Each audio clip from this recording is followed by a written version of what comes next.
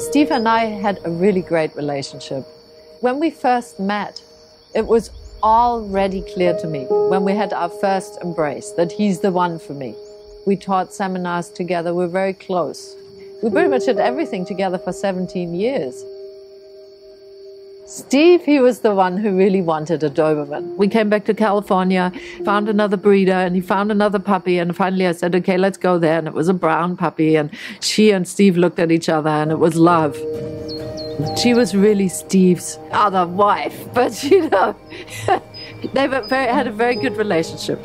And when we were in Costa Rica, they would go on long, long walks on the beach and swim together. And he would go surfing, she'd wait, and when he came closer, she'd go in the water and get him. And they did a lot together, and everything was just wonderful for them. You could see it.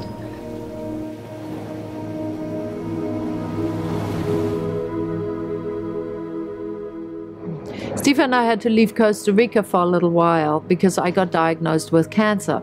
And we decided to have the treatment here in the United States. I had just had chemotherapy a day before, so I was really exhausted. It was probably about 4:30 when Steve said, oh, I'm going to go down to Fairfax and I'm going to take Coco with me, and after that we're going to go to this new path. And then I woke up at 3 in the morning and Steve was not in the bed. And then I looked out the window and I realized the car wasn't there. There was a knock on my bedroom door, and there was my friend, and he said, you know, Lakita, you better come down. There's a police there. And I'm like, police?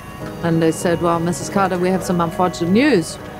Your husband's shot dead. You got to be kidding me. This is not fun. I have cancer. Can't you see it? This is not a good hidden camera moment. And they said, well, Mrs. Carter, we're terribly sorry, but this is what happened, and this is where it happened, and your dog has also been shot. And I just lost it. I mean, yeah. The search is on for a killer in Marin County who gunned down 67-year-old Steve Carter on a popular hiking trail. Carter was just out walking his dog when he was shot multiple times.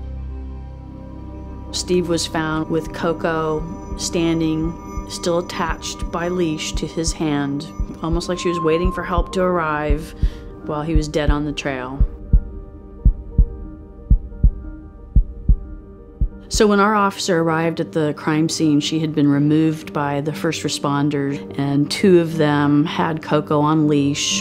She was bloody, her jaw was hanging open, her right eye appeared to be severely injured, and it was very obvious to our officer at that time that she needed emergency vet stabilization. But it was too late for Steve, but just the beginning for Coco.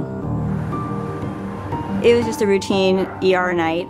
Before Coco came in, she was brought directly to the back, to our treatment area. Coco was obviously in pain and in shock from the injuries. She also had continued bleeding from her nose and her mouth, and oftentimes bleeding will stop on its own and you just need to give it time. Hers was not stopping, and she was already fairly anemic from the blood loss, so she got a blood transfusion that night. You know, not just one transfusion, but multiple transfusions. It was in the danger zone, and it was really unlikely to know for certain at that time if she would survive.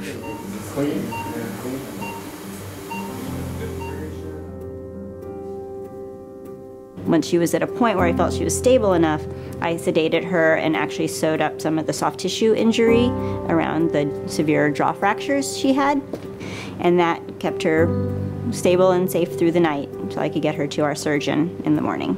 Ultimately, she consulted with a dental specialist, and the decision was made to send her to UC Davis because they have the level of specialty care that she needed. So the very first visit, I promised Lakita that I would take her up to UC Davis and reunite the 2 of them. I was really nervous to see my dog again because I wasn't sure. Maybe she was hoping to see Steve and not me. I don't know. Keep in mind, she hadn't seen her dog, you know, since the incident. She hadn't seen Coco with the loss of her eye. She was really expecting the worst. You know, I looked different, the hair, you know, whatever, I smelled different. And we actually had the veterinary team walk Coco down to meet Lakita. She was so happy to see me. I mean, it was just unbelievable. And I was so happy to see her. It was just such a precious moment of joy and love, and But the service of the Humane Society team of Cindy didn't end there, because the whole thing, the murder, threw me into a complete financial crisis. But then she told me that Marin Humane Society would take care of the expenditure. Because, you know, battling cancer is not easy. And getting bad news about your dog on top of your late husband, I couldn't imagine going through that myself. And so that little bit of glimmer and hope to be able to give to someone that's really struggling was just one of the best things I've ever done in my career.